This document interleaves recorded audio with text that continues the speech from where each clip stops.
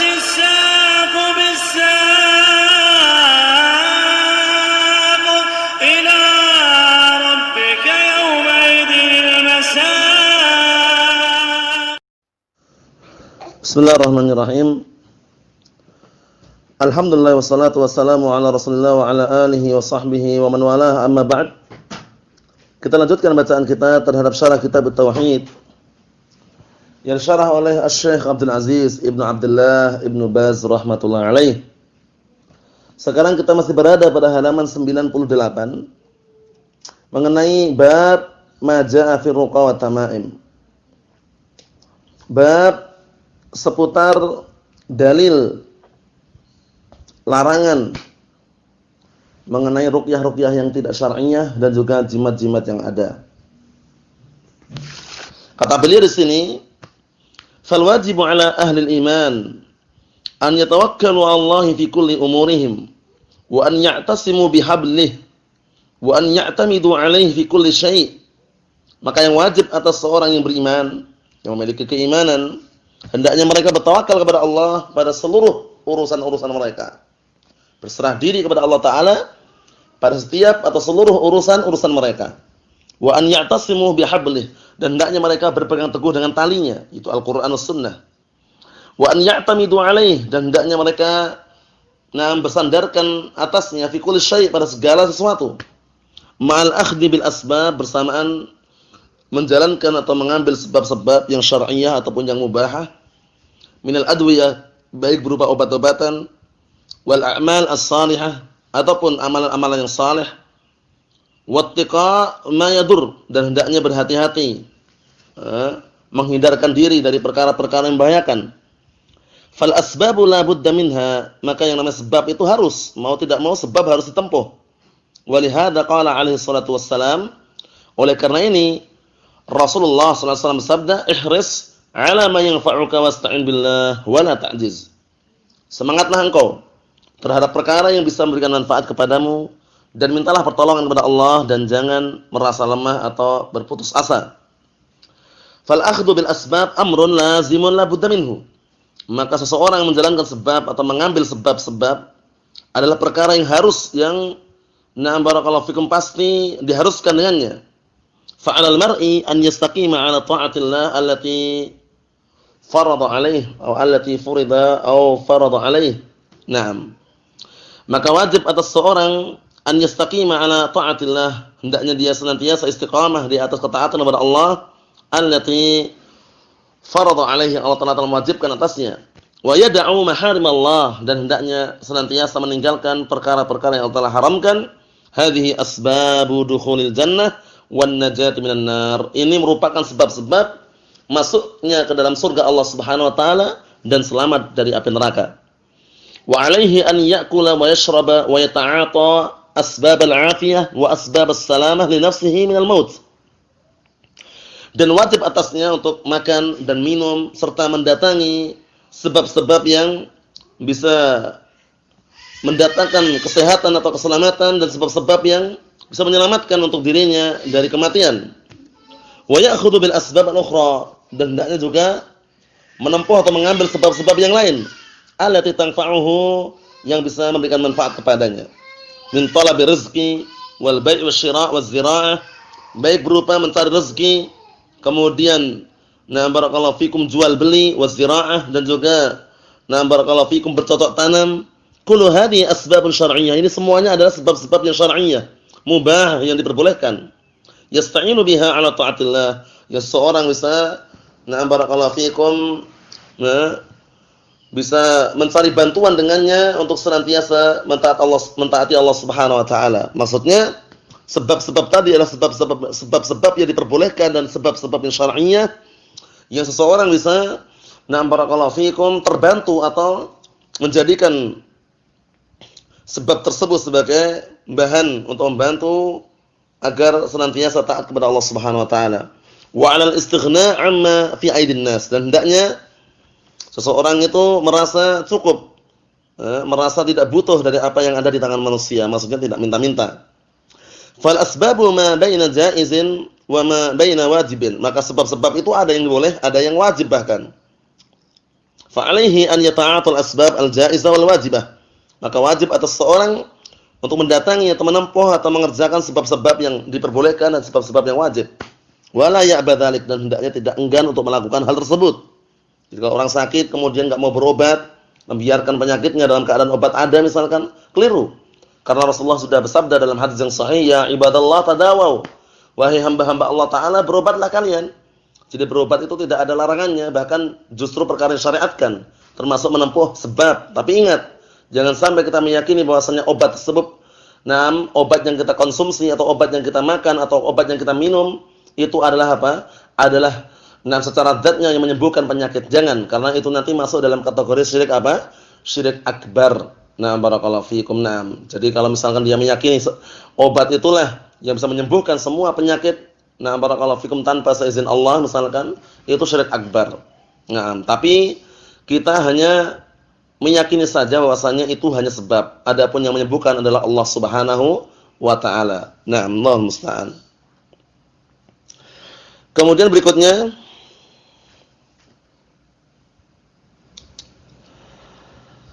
au ya'taqid anna dzalika yaqdah fi tauhid au yadurruh. Hendaknya seorang itu meyakini bahwasannya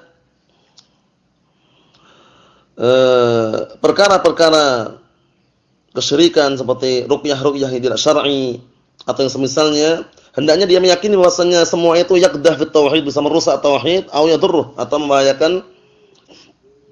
membahayakannya. Afwan ya, ulangi lagi. Jadi sambungannya yang sebelumnya itu, fa alaihi an yata'atal asbab al-jaizah wal wajibah. Maka wajib atasnya untuk mendatangi atau melaksanakan atau melakukan sebab-sebab yang diperbolehkan dan yang wajib, wala ya'ba dzalik, dan hendaknya dia tidak enggan untuk mencari atau menjalankan sebab tersebut. Au ya'taqid, dan jangan pula dia meyakini anna dzalika, bahwasanya sebab tersebut yaqdah fit tauhid, bisa merusak tauhid, au yadurruh, atau membahayakan tauhid. Kullu hadza ghalat, ini semuanya keliru. Jadi jangan sampai antum atau kita semuanya keliru dalam memahami obat ini adalah merusak tauhid misalkan. Minum paracetamol ini merusak tauhid ini misalkan, atau minum botrek misalkan, botrek ini merusak tauhid. Nah, ini keliru. Kenapa keliru? Karena termasuk sebab-sebab yang diperbolehkan enggak masalah. Bal taraka al-asbab yaqdah fil aqd, fil aql wat tauhid jami'an. Bahkan apa kata beliau? Bahkan tarkul asbab, meninggalkan sebab-sebab, yaqdah fil aql wat tauhid, bisa merusak akal dan juga tauhid seluruhnya. Wa yanbaghi lil mu'min an yata'atal asbab wa ya'khudha bil asbab al jaizah wal mashru'ah wal wajibah. Maka selayaknya bagi seorang mukmin untuk mendatangi atau melakukan sebab-sebab dan mengambil sebab-sebab yang diperbolehkan, yang disyariatkan dan juga yang diwajibkan. Wa yad'u ma harramallahu minal asbab allati harramaha, dan hendaknya dia meninggalkan seluruh perkara yang Allah telah haramkan berupa sebab-sebab yang Allah Subhanahu wa taala memang haramkannya. Jadi meninggalkan semua perkara yang Allah telah haramkan. Barakallahu fikum, dari sebab-sebab yang ada. Kasihir, seperti sihir, wat tamaim, jimat-jimat, wat tiwalah, seperti ilmu santet atau ilmu pemikat tadi ya, ilmu pemikat, membuat seorang istri cinta dengan suaminya, suami cinta dengan istrinya, atau semisalnya. Wa aklul haram, atau makan harta yang haram. Wa dzulmin nas, menzalimi manusia. Wa ma asbaha dzalik mimma haramallah, dan yang selain itu termasuk perkara-perkara yang telah haramkan, itu semuanya adalah haram, sebab-sebab yang tidak boleh dilakukan. Allahul musta'an. Wa tamaimu, sekarang masalah tamaim. Wa tamaimu araftaha wa annaha syai'un yu'allaq 'alal aulad wa 'alal marda. Engkau sudah mengetahuinya bahwasanya tamaim itu adalah sesuatu yang digantungkan atau diikatkan atau dikalungkan kepada anak-anak, kepada orang yang sakit, wa rubbama 'ala bahaim 'anil 'ain. Bahkan terkadang dikalungkan kepada binatang-binatang ternak. Karena apa? Karena takut khawatir terkena ain. Lakin idza kana al-mu'allaqu minal Qur'an faqad rakhasa fihi ba'dul ulama wa ajazuh. Akan tetapi kalau seandainya digantungkan itu sumber dari Al-Qur'an, misalkan kertas ya bertuliskan Al-Qur'an atau kulit bertuliskan Al-Qur'an kemudian diikat digantungkan di leher sapi, kerbau misalkan atau kambing, itu sebagian para ulama memberikan rukhsah, keringanan bahwasanya boleh. Wa naha anhu akharun wa harramuh. Namun para ulama yang lainnya melarang, enggak boleh itu. Wa harramuh, dan mereka mengharamkannya. Wa mimman harramahu Abdullah bin Mas'ud radhiyallahu anhu wa ardhah. Termasuk dari kalangan para ulama yang mengharamkan adalah sahabiyun jalil Abdullah ibn Mas'ud radhiyallahu anhu wa ardhah, dan Allah Taala senantiasa meridai beliau. Wa mimman ruya anhu al-Jawaz Abdullah ibn Amr. Naam. Dan termasuk yang diriwayatkan mengenai hal tersebut tentang pembolehan adalah Abdullah bin Amr. Abdullah bin Amr waswab at-tahrim. Namun yang benar adalah haram. Wa huwa alladhi tadullu alaihi al-adillah al-'ammah. Yang mana hal ini yang telah ditunjukkan oleh dalil yang umum. Jadi haram ya, baik sumbernya dari Al-Qur'an maupun dari yang lainnya yang digantungkan seperti jimat-jimat, sumbernya dari Al-Fatihah misalkan atau yang semisalnya, haram hukumnya. Fa inna Rasul sallallahu alaihi wasallam qala, dikarenakan Rasulullah sallallahu alaihi wasallam sabda, "Man ta'allaqa tamimatan fala atamallahu lah." Barang siapa yang menggantungkan jimat, maka sungguh Allah Subhanahu wa taala tidak akan menyempurnakan urusannya. Tidak akan menyempurnakan urusannya.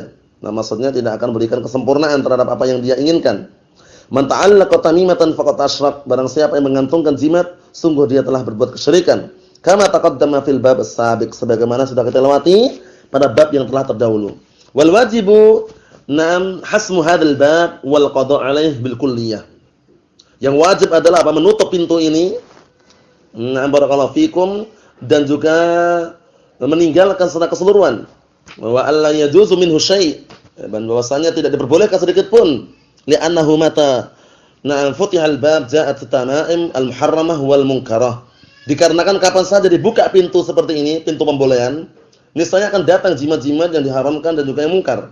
War Rasul sallallahu alaihi wasallam man'a man'an batan wa lam yastathni syai'a. Sedangkan Rasulullah sallallahu alaihi wasallam melarang dengan pelarangan yang selama-lamanya dan beliau pun tidak mengecualikan sedikit pun.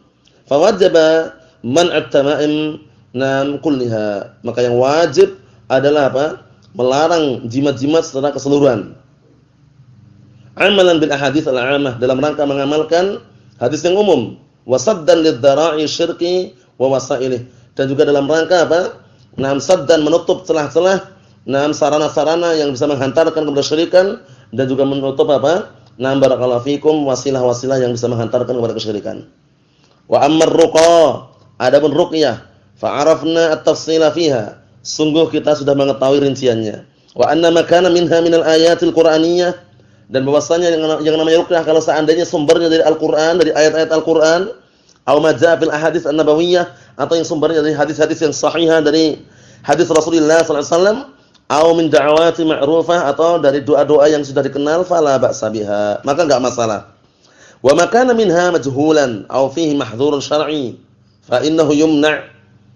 Adapun kalau seandainya ruqyah tersebut sumbernya dari ucapan-ucapan atau kalam-kalam atau tulisan-tulisan yang majhul, bacaan-bacaan yang enggak dikenal, atau di dalamnya ada larangan secara syariat, maka dilarang.